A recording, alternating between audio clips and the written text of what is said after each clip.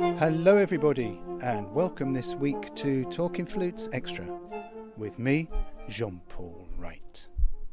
A huge shout out, a big shout out to our wonderful podcast sponsors who have been so supportive for the past 6 years and 288 pods. TJ Flutes. You can show them some flute love on Instagram at TJ Flutes, on Facebook at Trevor James Flutes, and on the web at tjflutes.com. I'm currently standing or cowering underneath a tree in London's Hyde Park. It's a really hot late September morning and I'm just off to meet at Marble Arch. For those of you who know London, that's right at the end of the Oxford Street, the big shopping road, to meet the guest for this week, Joshua Johnson, social media influencer, multi-instrumentalist, and somebody that has been requested by people following a question I put out on socials a few weeks ago, which was, who would you like to return as a guest on the podcasts? So I'm just about to leave my rather shady retreat underneath this tree and head back over Hyde Park to meet Josh at Marble Arch Tube Station, and from there we will then come straight back and have a lovely warm walk through the park where I will talk about all things flutes and everything flute related, actually, because it's Josh. So I'll come back to you in a minute. Everything I shoot now, in the back of my mind, I'm like, could I print and frame this? So I try to shoot everything in like enough of a resolution to get it printed. Because I do eventually want to get a bunch of this stuff printed for my own house. I'm gonna revive my stupid little merch shop bullshit at some point. And I wanna do a book. Yeah, do an ebook, absolutely. Well, I wanna do like a coffee table book of pictures. Yeah, a big one. I mean, 6 people in the whole world maybe will ever buy one, but like just to have one, you're like, I did a book. Like a big Taschen sumo. Exactly like a Taschen or like a Rizzoli or something. Like. So I've got the Taschen Sumo Hockney, signed by Hockney. Wow. But it's so big, it's still in the box it came. Yeah, well, that's sort of what you do with books like that, you know. No. Unless you have a 5,000 square meter house and you've got a room where you can just sort of prop it up on a table slightly open. Like a religious triptych or something. No, it won't be that big. But I mean, I have taken some photos over the last couple of years that even I think are really magnificent. But interesting, some of the best pictures, when you post them on socials, don't always get the best response. Correct. I mean, that Cresta one that's gone viral. It's terrible. It's terrible. It's not the best picture you've ever taken. No, I was holding it over the edge of the table because like I was trying to get something out of the shot. So I was holding it with this hand. I had my phone in this hand and I had my elbow on someone's shoulder to like steady it. So I was holding the flute like this, it's heavy, trying to get a picture of it. And it's insane. It's I think 10,000 something this morning. It's not a good picture. Whereas like pictures that I like spend 15 minutes just composing the shot on, I mean, sometimes they do well, but nothing. I have never in my life taken anything that has gone as crazy as that Cresta picture. And that goes against the Instagram algorithm, the new changes, which says, according to Mazzeri, the CEO, that the algorithm wants to be able to recognize what the image or the video is about and then recommend it to the people that are interested in it. Right. Saying that, unless you're a flute player, you don't know what those two keys are. Right. So the algorithm has picked it up and shoved it around. Yeah. So that is... Yeah. It's interesting. I think it's just because it's gold and it's... Yeah. I think it's going to people who look at jewelry. Oh, got you. Like people whose feeds are sort of like, you know, gold, diamonds, whatever. I don't hashtag anymore. They don't do anything now. I think it was last year when Adam Mazzari did his like New Year Instagram thing. You know, he's like, we changed things and hashtags are no longer going to be as necessary as they used to be. If the content's good, the algorithm will pick it up. Because what's more important is the description. Yes, because that's got to match the imagery. Yes, but the algorithm now reads the caption like it would like if the word gold is in the caption, you don't need the hashtag because it'll still, if you search for gold flute, it'll still come up. Now, and I would totally endorse that because I think I was probably shadow banned a few weeks ago in that I checked the hashtags that I put up on a post and it didn't appear on the hashtag. And then I'm thinking, how many people actually search by hashtags? They don't. Nobody. Because they're using it as a search engine. They are typing in playing the flute, playing the gap flute. Yep. And the algorithm is just picking up, okay, flute, what we got in the description, playing the flute. Yeah. Yeah. So basically, they have turned the entire post into a hashtag, so you don't need to use them anymore. It's just a waste of space. Well, that's my next week. I'm abandoning hashtags to see where I Do end it up. as an experiment for like a week or so, and I promise you might actually see an uptick in engagement. Because I was doing the old school rules. I used exactly 30, Yep. between 25 and 30. Yeah. You know, some really general ones like flute, and then super specific ones, but when I stopped using them altogether, there was no change at all. And then it actually got a little better. So I was like, okay, well, Interesting. saves me 10 minutes of copying, pasting, and editing. This is an interesting podcast. Josh, thank you for joining me today. We're actually walking through the beautiful Hyde Park in London, aren't we? And you have, it's not a triple shot, it's a quadruple shot. Oh, thank God. It's a quadruple shot latte with oat latte. It's not even sort of touching Well, the this has got to sides. be a very exciting podcast then, isn't it? And it's a beautiful day. I have to hold my hands up. I've been half an hour late due to apparently someone on the line outside London Bridge causing havoc. As they do. But he's had his collar felt, apparently, by the police. Excellent. So yeah, we've decided to walk in this beautiful park. Now, having lived in New York and having lived in London, New York has the beautiful Central Park and we have Hyde Park. Now, I'm not asking you to compare them. Okay. Well, yes, I am. It isn't really a comparison for me, Hyde Park all the way. Because sure, New York has Central Park, and Central Park is great, I guess. But there's just something about Hyde Park, and Hyde Park isn't even the biggest park. Then we've got Hampstead Heath, which makes Hyde Park sort of look like Grandma's garden. And I'm very lucky that I live equidistantly between two of my favorite parks in the entire city, Hyde Park and Holland Park, which is nowhere near as large, but it's very charming. And it's very exclusive. People don't know about Holland Park. They It's this don't, and I sort would of- like to keep it that way, sweetie darling. And the roads that go onto it, they start about £15 million, don't they? The big houses. Oh God, yeah. Jesus, it is some of the most exclusive real estate in the entire city. The Beckhams live on Holland Park, for example. They're my neighbours.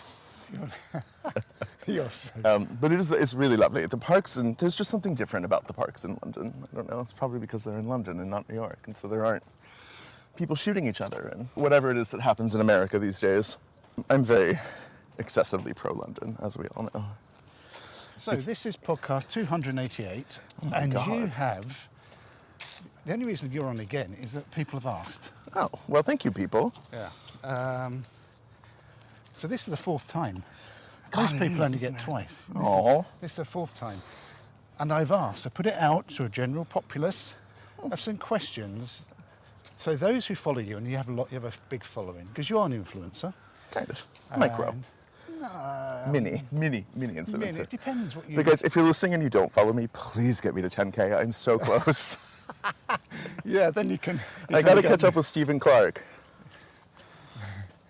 And then, so I've asked them. Thing is, influencers, you can be an influencer at 1,000 or 2,000 if your coverage, if you're engaging all those people. Right. Numbers, followers are nothing. It's all about engagement, isn't it? Right. And this is super nerdy, but I actually just ran my engagement numbers last night. And Instagram considers anything between 2 and 3% engagement rate Yes. to be quite good. Oh, okay. It used to be 4, so that's. Well, who knows what Instagram's doing anymore. Mine last night, when I was Social Blade, so who knows how accurate it is, 6.7%. Oh gosh, I'm not that. No. Well, it's all probably because of that photograph we were just talking about.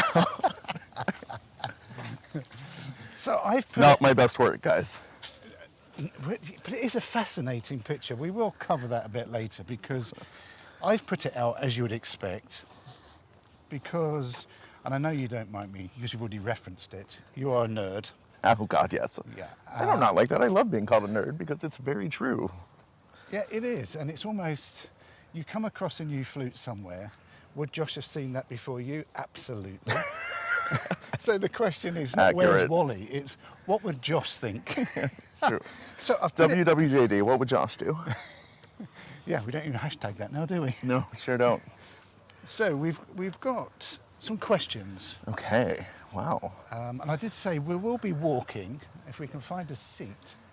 Oh, it's beautiful this day, isn't it? I think we have popped into the bench-free wild zone of Hyde Park. First question, because we better get started, haven't we? Yes. Over all the years you've been wandering around, through, under and inside the flute world, what has been the most special flute you've ever played? Oh, God. I knew this question. As soon as you said you gathered questions, that is such a hard question for me to answer because I have played so many really, really fantastic flutes. Okay, if we're talking about special flutes in terms of just being very sort of monumental in my life in some way, the very first Sankyo flute I ever played. Because that was the flute that first of all made me fall in love with Sankyo flutes, and as we all know now, 20 years later, that's kind of my thing. But also, it was the first time I ever played a flute that made me believe I could actually play the flute. Because I didn't, before, the instrument I was on before that, you know, I hated my sound, I hated my articulation. I just thought, well, I'm never going to be a good flute player, and that's just that. I should just be a clarinet player. But then I played a Sankyo, and I was like, oh, wait, I have a sound. So that one, if you're talking about sort of special flutes, the most special flute I've ever played, sort of that the general public might care about, probably honestly that John Lunn, that 18K John Lunn that Lizzo has now. And it wasn't special necessarily because it was a fantastic flute, because No, I tried it. Spoiler alert, dear reader, it is not. But the craftsmanship in that instrument is unparalleled. I mean, just because there's so much of it, there's so much going on. So that was a very cool instrument. I mean, I could name 10, but if you want one, it's that one. But you've played Wibbs as well, haven't you? I have played quite a lot of Wibbs flutes very recently, actually. There was a particular Louis Lott that apparently was his favorite. I guess he called it, what did he call it? Frankenstein or something. That was really, really nice. I mean, it looked like it had been through a house fire. Yes, which is what he does. It was black and, you know. And was any holes drilled in it, or? It had been extensively retuned several times by the look of some of the patches. But it was great. I mean, the quality of the sound was incredible. I played, oh gosh, a Badger a few years ago. That was like I think the very first metal flute ever made with an extended foot joint. It was a low B flat foot, which was quite cool. There's some seats around here, but let's wander around this bit. Sorry, Badger. Yes. Now that is a name I've never heard of apart from Really? these furry animals. But he was an American flute maker in the late 19th century. Did some very cool things. I believe Flute Center actually has a B flat foot Badger for sale right now. Badger, that's a new one. There you go. I'm very into vintage flutes lately for some reason. Okay. I might just pull a Gary Shocker and start playing Louis Lott's in 1947 Haynes. Ooh. I just don't see that as being you. No, I do. I like a big honker. Listen. Those that know Josh will know where he's going with that one. Right. How very dare you. Another question here. What's the most expensive flute you've ever played? The most expensive flute I have ever played in my life was a 24 karat gold Sankyo with a solid 14 karat gold mech, fully engraved B-foot. And it was, the retail price on that instrument would be somewhere around $145,000 or $150,000 right now, I believe. Gosh. Yeah, and that's not the most expensive flute you can even get, because Sankyo also will do you a 24 karat gold flute with a solid 18K mechanism. But I've never played one. So the most expensive flute I've ever played was that 24K, 14K Sankyo. And the weight? It was not light. It was not a light flute at all. I've also played a couple platinum flutes that were probably quite up there. I very recently, at the National Flute Association Convention 2023, played not one but two of the new Miyazawa Crestas in solid platinum. One of which belonged to our dear friend and favorite person, Mihi Kim. Yeah, lovely, lovely. She let me play her flute. It was a very special moment in my life. That was the most special flute I've ever played, Mihi, if you're listening. Those also are extremely not cheap, shall we say. Yeah, she's not precious. She lets people play them, doesn't she? She's very sweet, yes. She's kind of like the Yo-Yo Ma of the flute.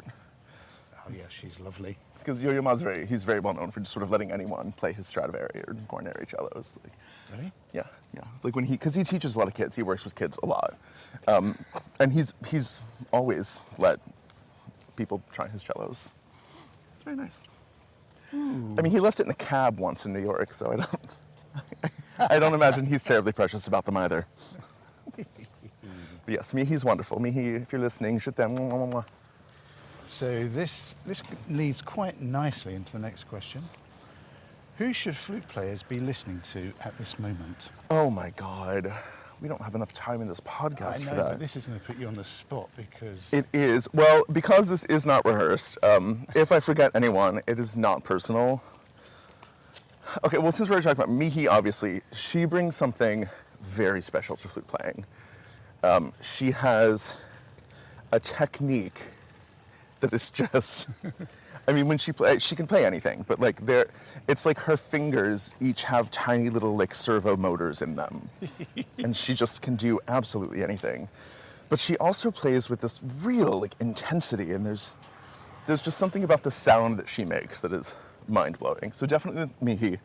Also, it gives you a really great idea of what people talk about when they talk about the sound of a platinum flute, because she plays platinum to its full potential, which not a lot of people do. I don't always hear platinum when I'm listening to her, which is interesting. It's because she's so good at it. Because you get one of the, I guess, common misconceptions about platinum, right, is that you can't change the color. It's too strident. She doesn't have that problem at all. So there's that. Who else should people listen to? Obviously, people should be listening to Stephen Clark. Incredible player. Dr. Stephen Clark. Dr. Stephen Clark, yes, we're very proud of you, Stephen. Sorry, I've just inhaled a fly. Pollen or something. God, who am I listening to right now? There are so many. I mean, obviously we're all listening to Pahud and Boryakov and, you know, the modern day demigods. I am very much into sort of people like Rampal and Marianne. Yeah. You know, a lot of those 80s Galway recordings are really incredible. Yes. But you want current people. You know who I'm obsessed with? I'm obsessed with Ulla Millman. You've mentioned this before. Oh God, I mean, there's nothing she can't do, and her sound is like someone just pouring warm chocolate all over you in like a spa. It's just incredible. And it doesn't matter what she plays. She's on a Haynes now, but before that she was on a gold Yamaha, before that a platinum Miyazawa. And she still has always had just the most gorgeous sound. Emily Bynon also, I would lay down in front of a garbage truck for Emily Bynon. Her sound is just unreal. And the artistry with which she plays. I mean, she and Ulla to me sort of embody the ultimate orchestral flute players. But if you're looking for soloists, obviously we have to give a shout to our dear girl Jazz. Jasmine Choi. Miss Choi. Obviously just an absolute monster player. Quite sensitive in her playing, which I like. Who else? Oh, Sebastian Jacot. It's another. Just, Yubin Kim, superstar. God, I mean, everyone's very good now, aren't they? There's a seat in the park. There are. So leading on to another question, which is, is there a GO.A.T in flute playing? It's an acronym, everybody. Greatest of all time. Yes, greatest of all time. And this is a hard one, isn't it? Because it is a hard one because if you're bringing all time into it, we have to consider people like Baker and Rampal and Taffanel and Gobert, Moise. And Moise and Wibb and Jimmy and Sir James Galway. Sorry. Oh, sorry. Sorry, Lady Jeannie. So, oh gosh, I don't know, but no, there isn't. There is no one flute player that is the GOAT, because that would just be silly. Because it's not a measurable activity. You know what I mean? It's music, it's art, it is so subjective.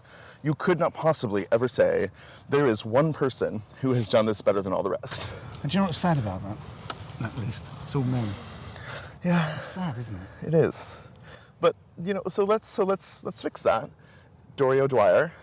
Yes. Absolutely shocking. Elaine Schaefer.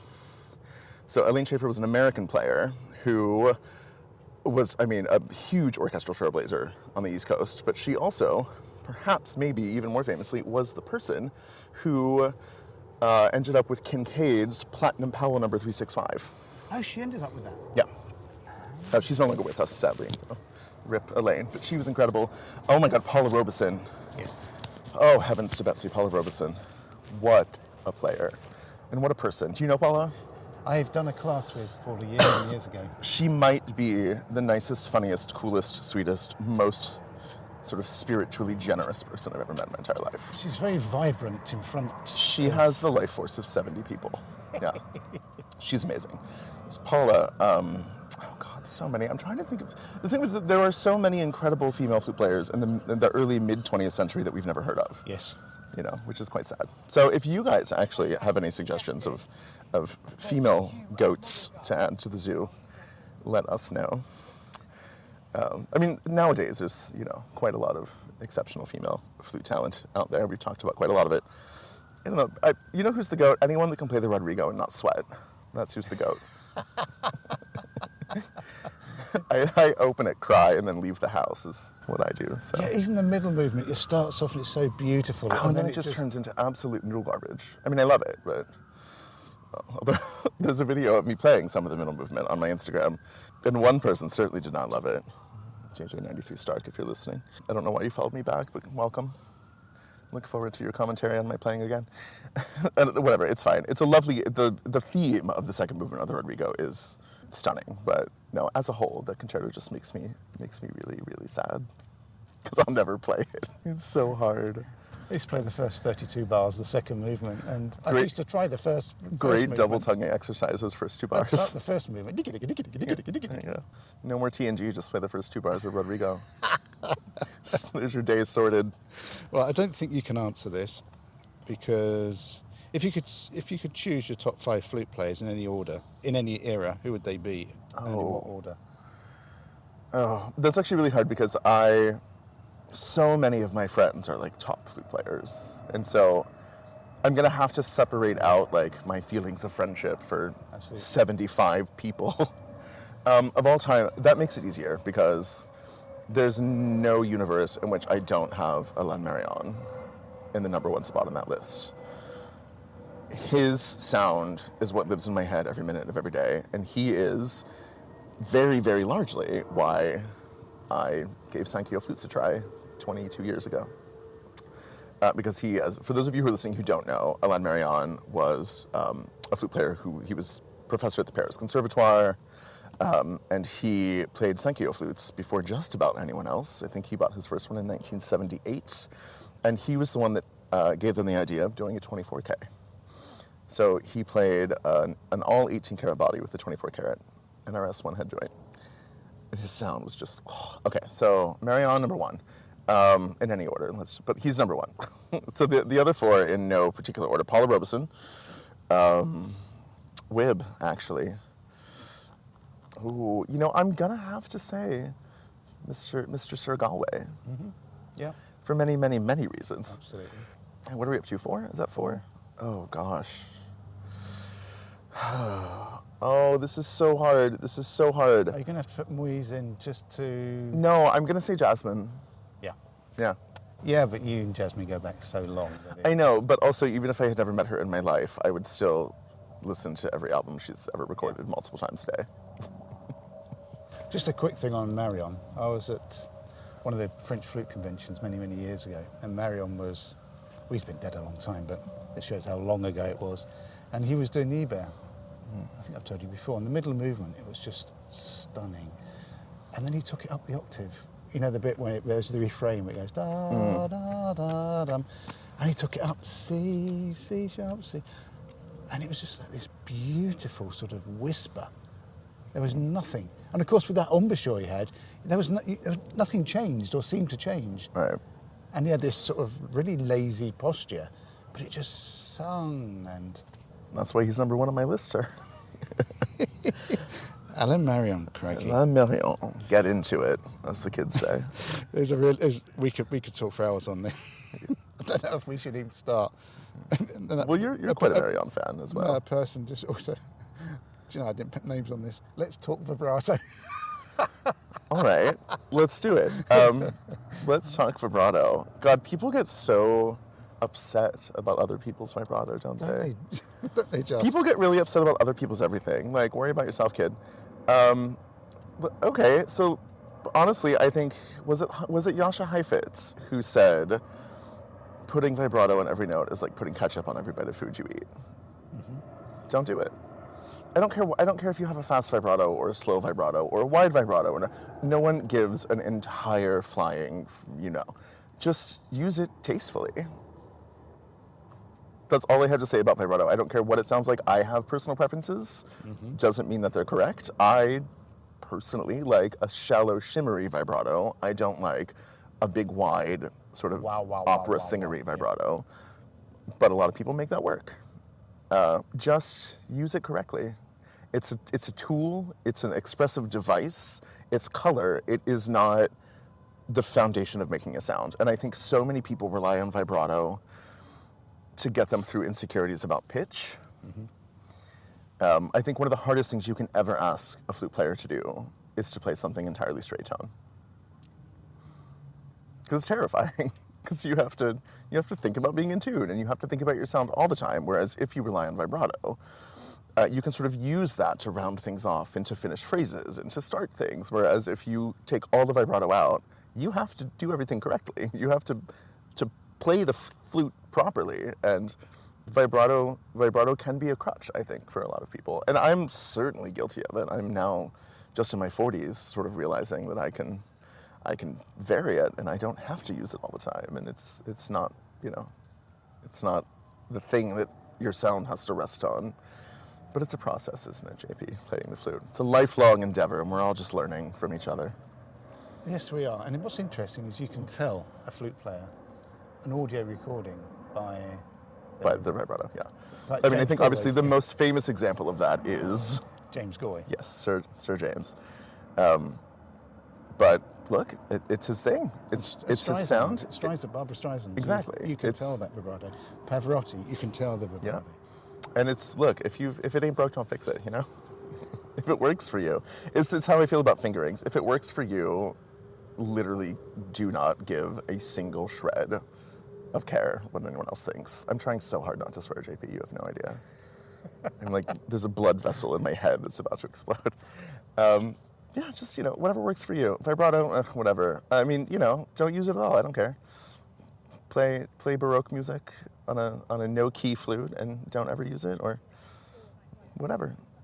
Yeah, I don't care. You can't swear on this one. This is not Gareth Houston's Inline G podcast. Exactly. And if you haven't listened to it, everybody, it's very funny. He does come after me a lot, though, even though he doesn't realize that he's personally attacking me every minute of every day. He just... Just kidding. He's a mate. I'm not actually being serious. It's the podcast, if I was more intelligent, much younger, and as quick-witted as him. No. Called the Inline G podcast. If you haven't heard it and you just want to be entertained, it's got some great stuff in. It does. I will say, he says the things that we all want to say, but are too afraid of people not liking us on social media. Yeah, he just does not give a single fudge. No, of course we won't go there about Flute Forum or anything else online. I can't. Please don't get me started. He went in. He sort of didn't care, and he just went. He absolutely did not care. Yeah. He'd had a few beers as he was doing. Yeah. Well, that's the way to do it. Just have a couple drinks. Right. Let's move on. Right. Here's one. You've just come back from the NFA. I have. Well, a few weeks ago, ish. Why should people bother to go to flute conventions? Is a question. Because there is no other circumstance in your life throughout the rest of the year where you will be entirely, completely surrounded by people who love the same thing you do. It's just the most incredible social bonding, professional networking experience. Like, to be surrounded by thousands of people who love the flute as much as you do. It's very special. And also, you have access to masterclasses and to performances by the world's greatest flute players live, in person, in your actual face, not just on YouTube, you know what I mean? And the exhibit hall.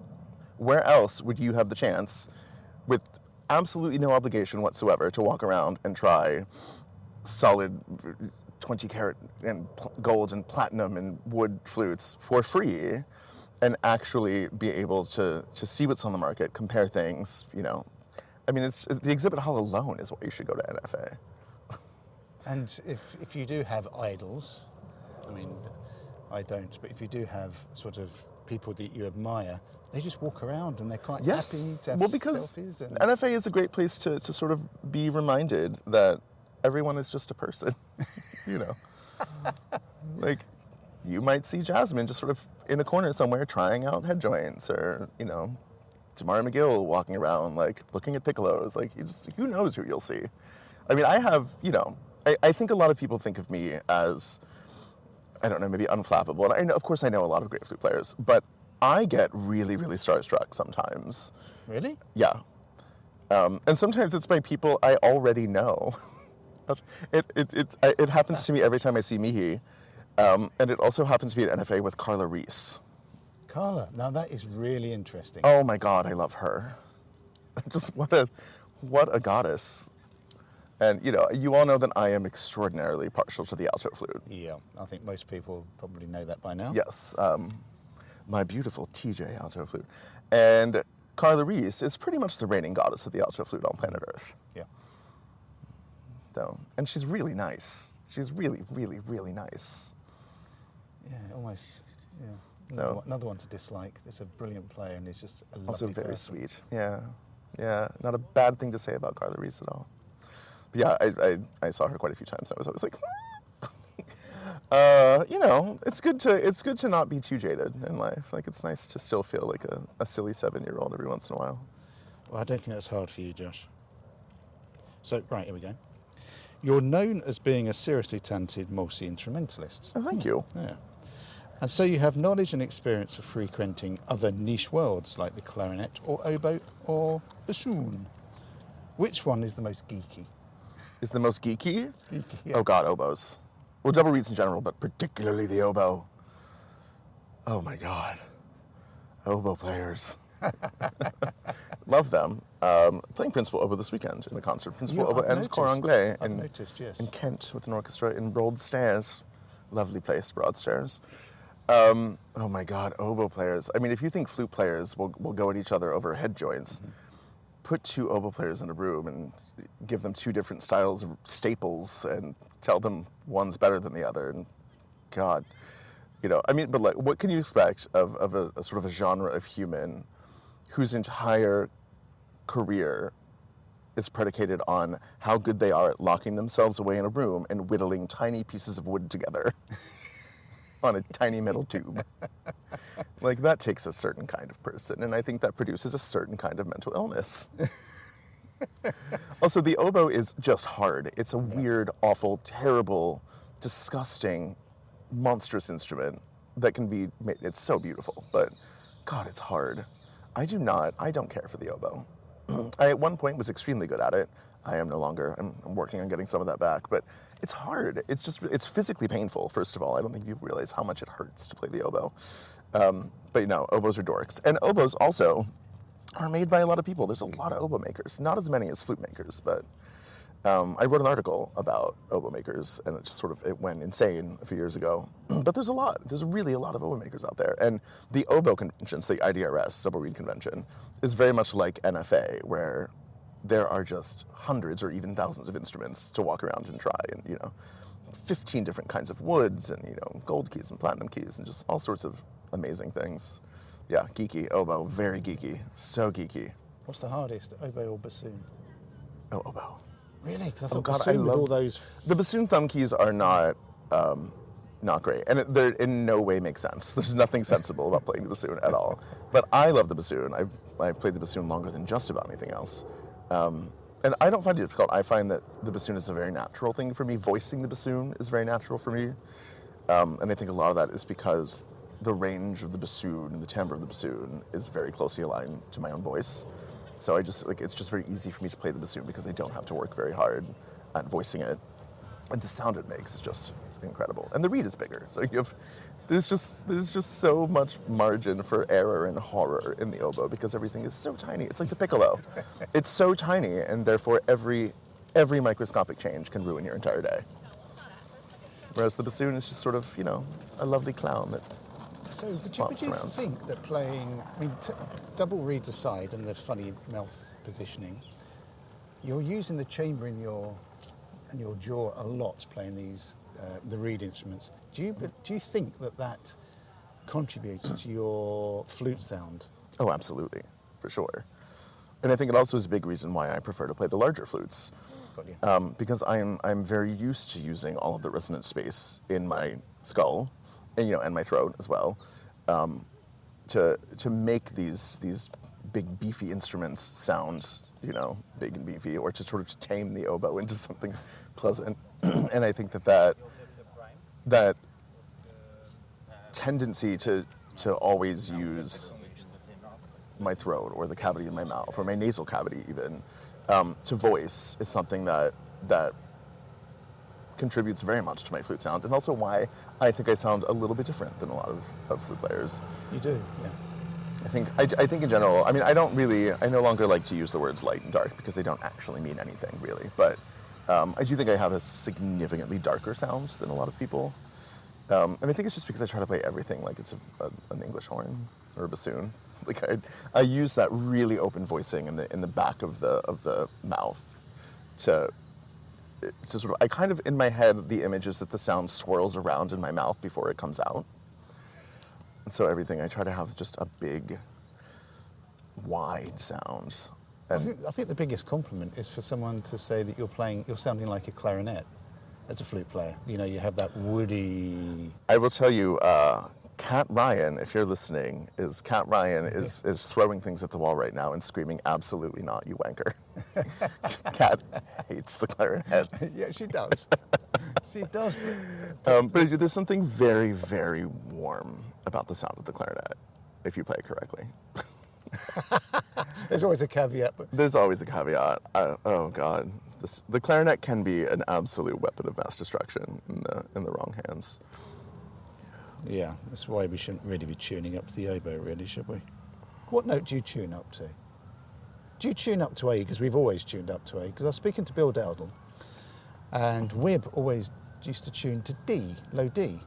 Well, that makes sense because the scale of the flute is built on D. Yeah. I tune to A and D. I usually to A-D sometimes, depends on what I'm playing. I also tune a lot to E. I try to get the E octaves pulled together because if you can do that, everything else will fall into place. If that high E is working, then you're probably not going to have many other issues. If you tune to low D, a lot of flutes, all these little issues come out because the scales are all so different, and they're all predicated on making that D sort of somehow come into line with the Ds above it, because those octaves are really difficult to pull together because physics. Yes. Stay in school, kids. Right. What has been the most beneficial flute playing or practice advice that you've ever been given? Do it. Just practice. Because we all have days where you just absolutely can't be bothered and you would rather do anything. Just do it. Practice. You will always feel better if you force yourself to do it. Just get it out of the way, because the second you start, all of the sort of trepidation is gone and you enjoy it. There were many times when I was like, no, I'm not going to practice today. And you lose, by having inconsistent practice, you lose so much of the progress that you have made. So really the best practice advice I have ever gotten was just practice.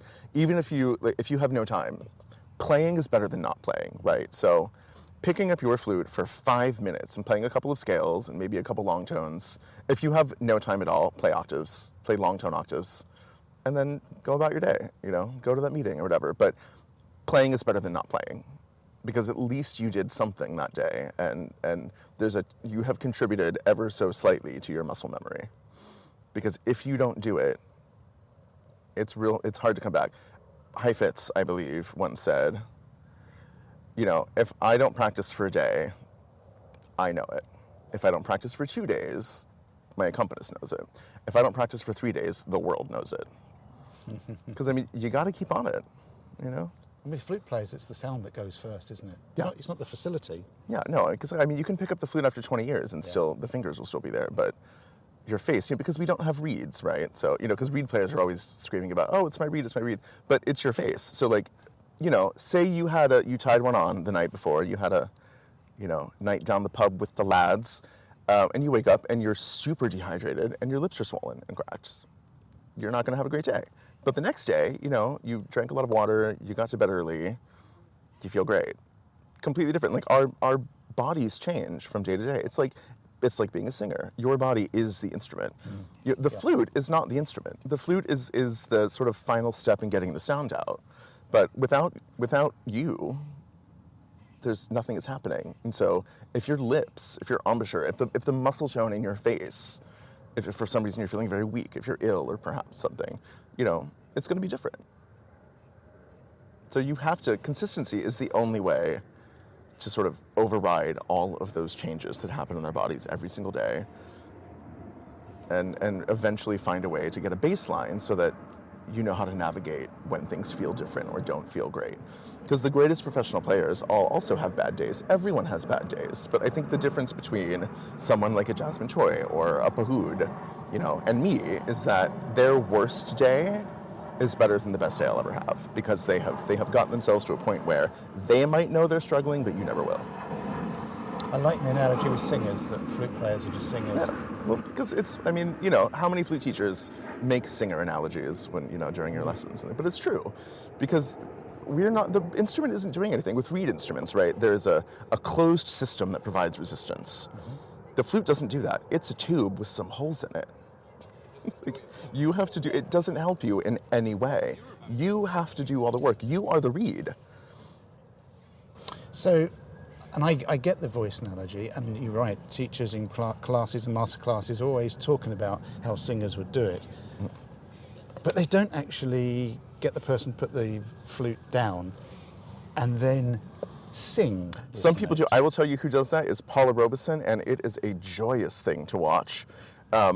I would go to Boston quite frequently because I used to perform in Manchester, New Hampshire a lot, and it's right outside of Boston.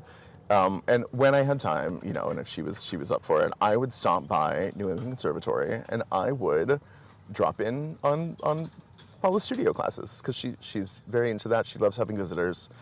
I will never forget the day that I got pulled up to the front to dramatically recite the text of a poem while she played Mozart in the background.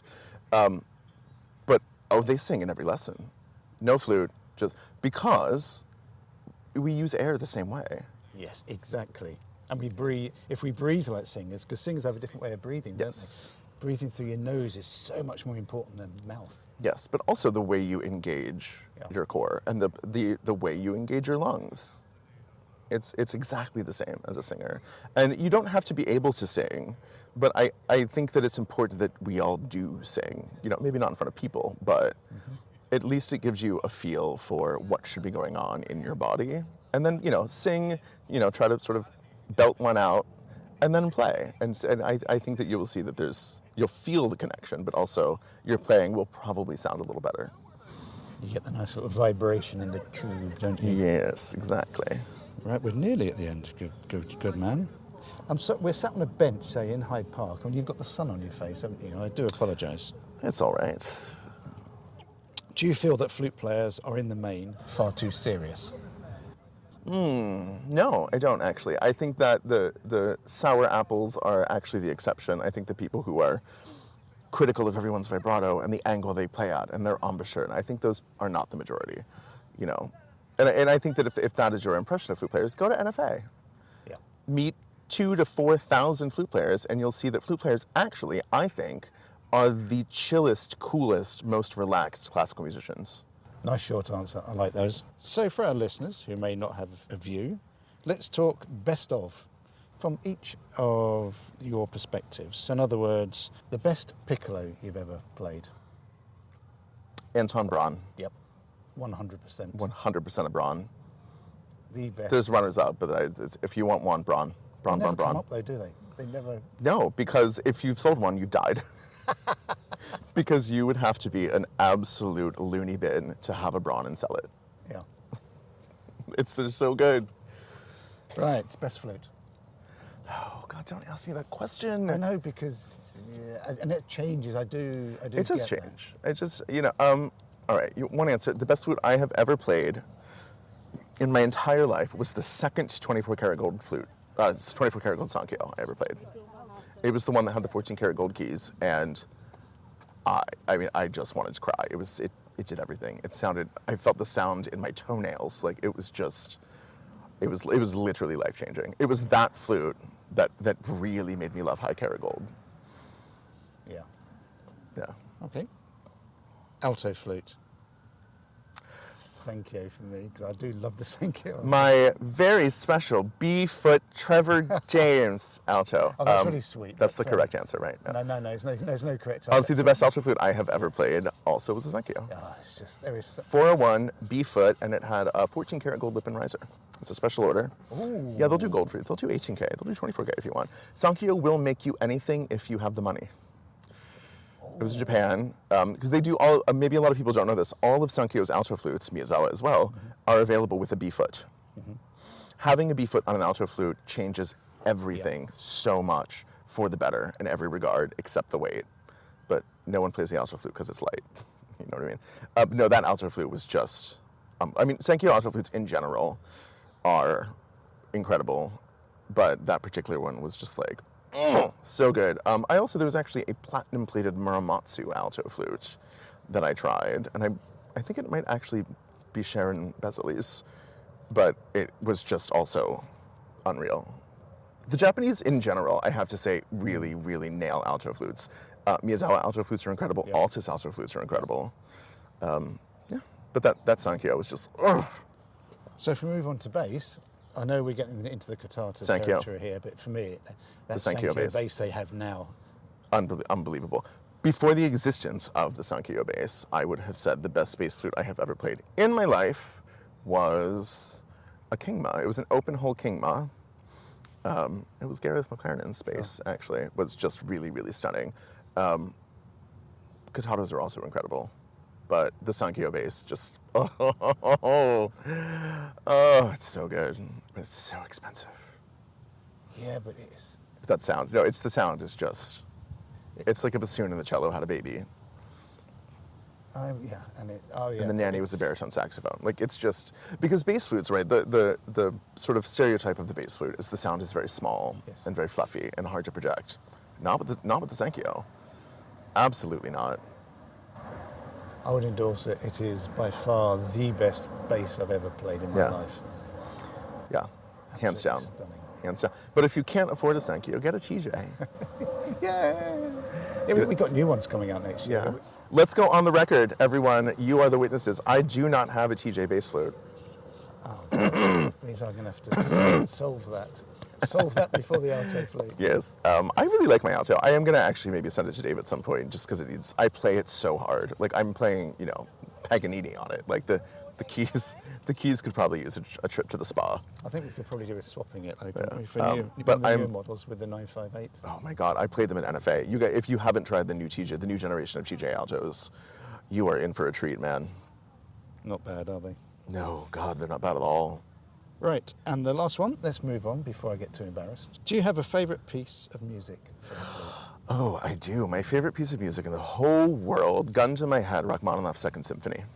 It is just the most luscious, emotionally charged, spectacular piece of heart-on-your-sleeve romantic writing with the single greatest clarinet solo in all of classical music. I know, you all wanted me to say, like, Syrinx or something, sorry. If you specifically want to know my favorite piece of flute repertoire, which was not the question, but I answered the question, my favorite piece of flute repertoire changes every day. Yep, and so it should. Yeah. I'll tell you what my least favorite piece is, though. Anything with Wolfgang's name attached to it. It's just so complicated. Y'all can keep your Mozart, kids. I mean, yes, we all have to play it. It's masterwork, it's genius, it's beautiful. if I never, ever again in my life, between now and the time I'm a pile of dirt, have to play either of the Mozart concerti again, oh well, I'll survive. And on that wonderful note, I do love ending up on a note where I totally agree. I've never been able to play Mozart properly. I've never been able to play Bach properly. When I was studying with James Dow in London, we would spend almost an hour on the first 2 or 3 bars of whatever Mozart we're doing, or whatever Bach it was doing, to do with the inflections and the sound, and for me it was just too complicated. That's interesting, because you're such a sensitive and emotionally complex person that I would have thought Mozart and Bach would be right up your street. No, perhaps it's all a front. More of an Ebert kind of guy. Oh, I love it. Oh. That's good. I loathe with the passion of a thousand suns the Ebert concerto, which I am playing next year, so God help us all. Oh, I love that.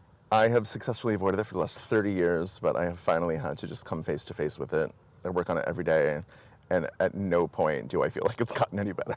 No, I mean, it has, but... I adore that piece. Oh, I do not.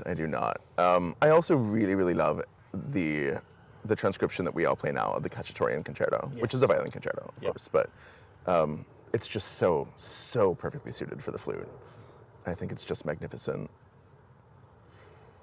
Oh, God, and of course, the Mercadante E minor concerto is my favorite flute concerto, hands down.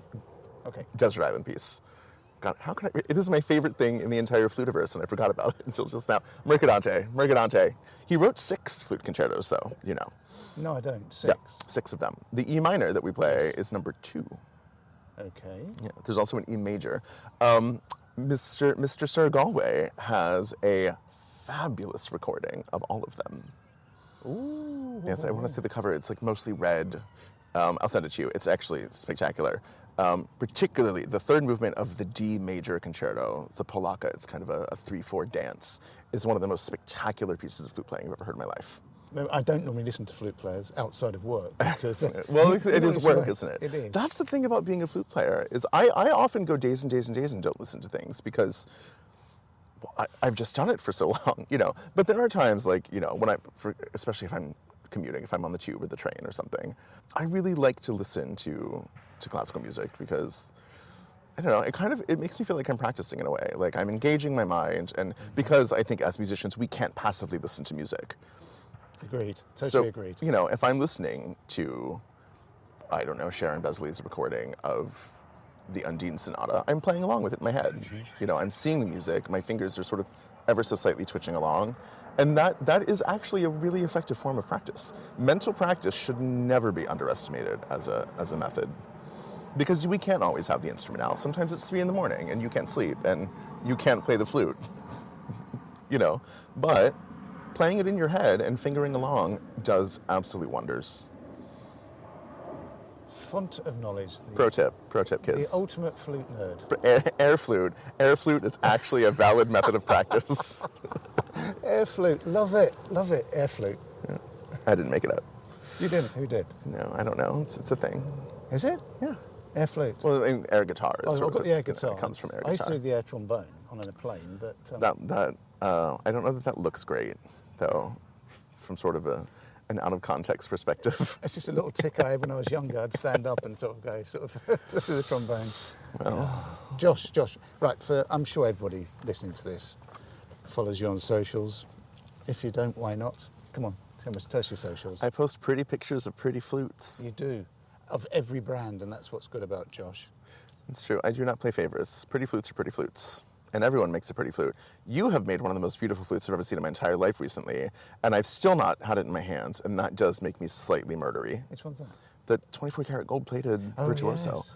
My God, just the color of the plating. I really like yellow gold, as I think we all know.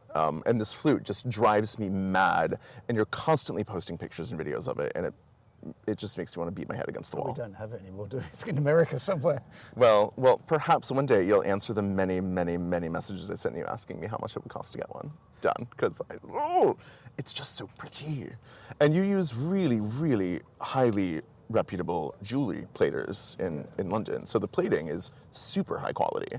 And it's extremely thick, and it's very durable. And so it actually, in the experience that I've had with the 14-karat gold-plated TJ flutes, the plating is so thick and so even and so well done that it actually positively impacts the feel of the mechanism. Well, interestingly, they only plate in 5 microns or 10. I mean, 5 microns, they say, is thick enough for them. But we asked them to do a double dip to 10 microns, which is hell of a... I mean, that's lifetime worthy. Yeah. So that's why. Yeah. Vermeil, which is gold-plated over sterling silver, is only 2.5. Yeah. And that's supposed to be a lifetime thickness of plating. So 10 is just excessive. I mean, but that's so thick that it has to change the sound. Not on the mechanism 5, but the... Yeah. Yeah. I mean, it's just because you're adding so much mass to the body. And let's not talk about the problems we've got with ruthenium. We'll do that off air. Yes, that's a different... The black plasma, we'll speak about that when... No one listening even knows what ruthenium... You didn't know what ruthenium was until I told you. Well, no, you put this silly idea.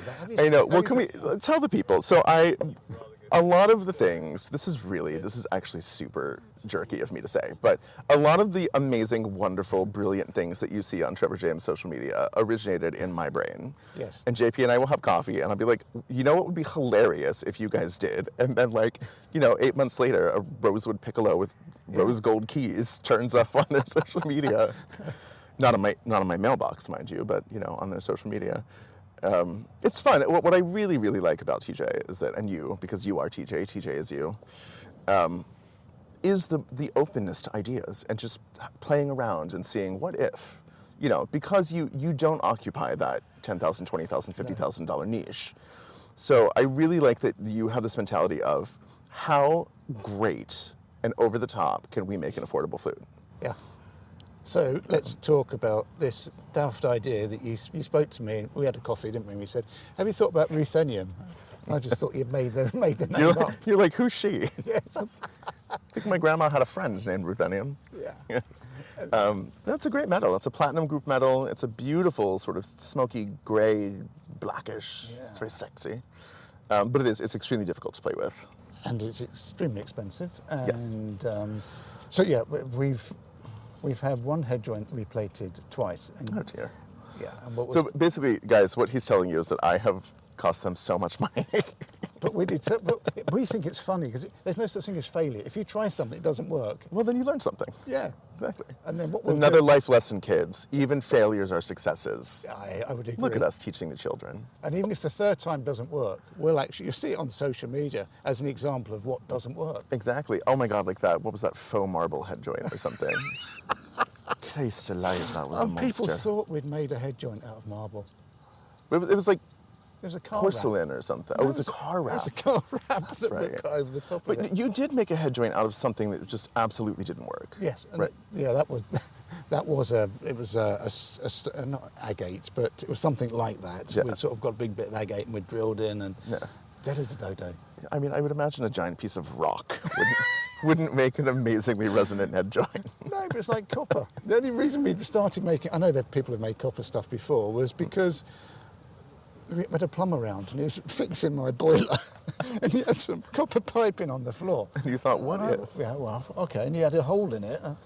Oh, David, our technical director, have you thought about this? Oh, really? And of course... It's become a bestseller, hasn't it? Crackers. Yeah, and there's, to drip some upcoming products, there is a copper alloy base on the way in the next couple of years, isn't there? There is. Yeah. Stay tuned for that, kids.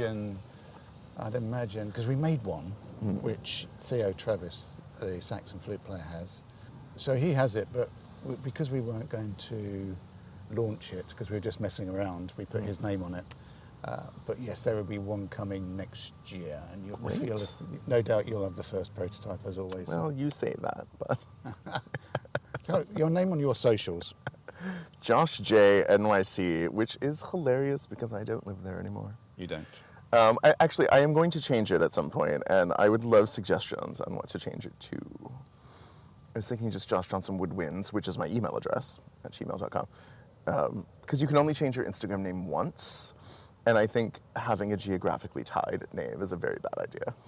Because I might not live in London forever. I mean, I would like to. I very much want to live in London for the rest of my life, but, maybe Josh J LDN is not the greatest idea. So, well, that's another podcast now because it isn't you have this really interesting Wait, is it time life. to buy your phone yet? Nearly. Oh, it is. All right. We are, right. I will say why we're looking at my phone here, is that at 1 o'clock, and we're 3 minutes away, is when I can press the button to buy Your iPhone 15. The iPhone 15. I'm sorry. Amazing. I don't need one. I've got 14 on. No one needs one, but we all want one. I mean, I don't want one because Android for life, but yeah.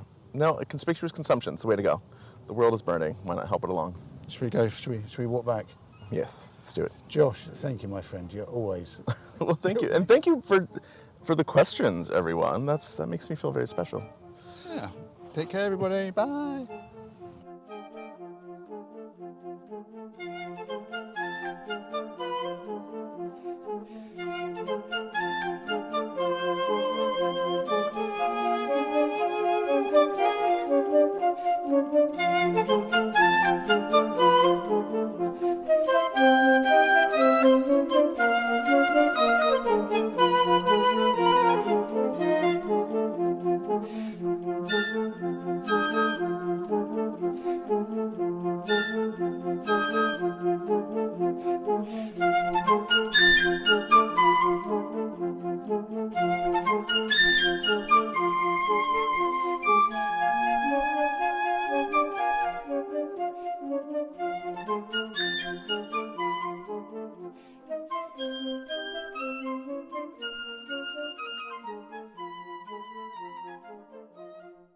Talking Flutes and Talking Flutes Extra are podcast productions by the Trevor James Flute Company.